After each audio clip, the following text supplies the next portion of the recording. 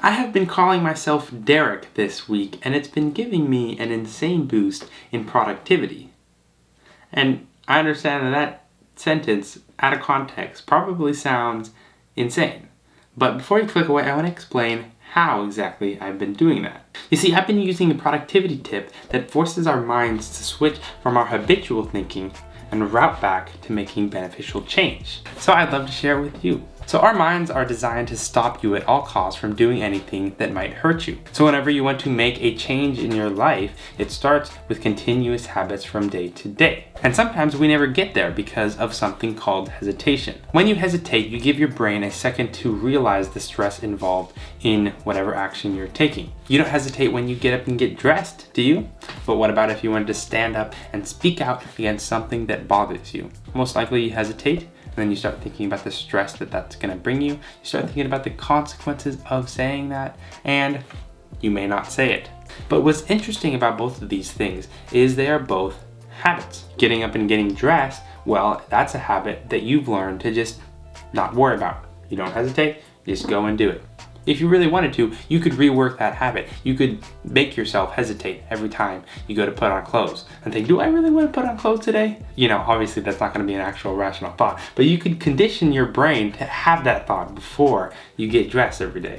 So in the same sense, you can recondition your thoughts of hesitation for things that you should do. I want to introduce to you the idea of me incorporated. Right now, there's two versions of me. There's me and there's me incorporated. My version of me incorporated is named Derek, which I don't really know why. I think that, you know, Derek sounded like a pretty productive alter ego to have, but you know, obviously you can name it whatever you'd like. So you split how you act into two personas. And you may have already heard of this, having an alter ego, you know, for whatever purpose, whether that's maybe like an artist, a music artist that is going up on stage and has a different alter ego, or for an athlete who puts on an alter ego for their games. But I think that a lot of us don't implement it in our own lives, and it can be very beneficial to being productive or making change in whatever area that you would like. So as an example of how to kind of use this and how it might be helpful, let's start with me again. Why I started it. I found myself getting kind of complacent in the way that I was programming. I wasn't being as productive as I could be. You know, I kind of knew it in the back of my head. Like I would do little tasks that would kind of prance around the main task that I should be doing. And then when I sit down to do the main task, well, as I open up layers, I figure out that this is going to be a little more time than I thought and a little more steps, you know, like that always happens with the projects, so I should have expected it. But you know, that little gap there between the point of starting and the point of realizing that, oh, this is going to take some time, well, that was my hesitation.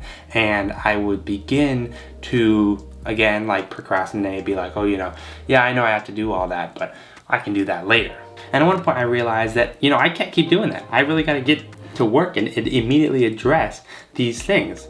So I constructed Derek. And Derek doesn't care how long something's gonna take, how many steps it is. He just goes and he does it. He doesn't let his brain hesitate at some point and stress him out and make him believe that he has to do it later. He just does. So for productivity, you kind of assume this new position. As you're working and you find yourself slacking, you remind yourself, I'm not me anymore, I'm me incorporated. But this doesn't even have to be for productivity. It could be for anything that you want to initiate change within. Like it could be for, you know, if you're a salesman and you have a big sales pitch or something and, you know, you're getting nervous for it. Well, you just assume the position of me incorporated. You're gonna be really nervous. You're gonna be worried about how you might mess up and lose all this potential for money. So instead you construct this version of yourself, this persona that embodies all of the characteristics and qualities that you would like to have. Your version of me incorporated is confident. They don't worry about messing up that sales pitch because they've done it so many times that they don't even, you know, it doesn't even bother them anymore. They're not worried about messing it up because they never do. And I also want to talk about how it works because I think that that will help you in kind of understanding it and implementing it yourself. It works because it's an interrupted form of metacognition. So metacognition basically means that you're thinking about your own thoughts. Anytime you are actively aware of your thinking, that's a form of metacognition. So when you immediately jump in and remind yourself that you are someone new, you stop the habitual process that's actually happening in your mind. Usually your mind immediately goes into a loop. Like let's say you're in class, you go to ask a question, you hesitate, you think about the irrational fear that your question might be stupid, and you don't say anything. This all usually happens on a loop without you even knowing. Once you stop that process and think about what your new alter ego would do, you bring your thinking from the basal ganglia to your prefrontal cortex. And that might not seem like a big deal, but it's a huge one. See, the basal ganglia is the area responsible for habit patterns, while your prefrontal cortex is the area that you need to ignite change and learn new things. So actively forcing yourself to move thoughts to the prefrontal cortex will kickstart continuous learning and growing. And what's crazy about this is we can take it a step further and address your thought patterns. Up to this point, we've talked about behavior patterns, day-to-day actions that you would like to change. And it works great for those, but you can even change how you think through this method. No matter what you do, our minds are going to drift and we're going to begin to worry. You're minding your own business when suddenly you can't help but think about something random like how fast life is moving and whether you're gonna be able to catch up, or you worry about how you won't be good enough for something coming up in the future. And these thoughts are as random as they are pointless. When you notice yourself falling into these negative thought patterns, again, you can pull yourself out by assuming your alter ego. Take notice that these thoughts are just a pattern that your mind is falling back to. Think about how you are now me incorporated and remind yourself that you can take things on as this new persona.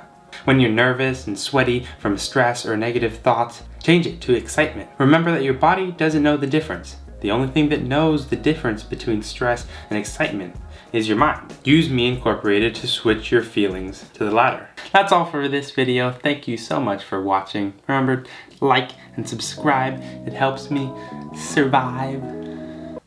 Does that rhyme? No. Have a wonderful day, and I will see you again next week.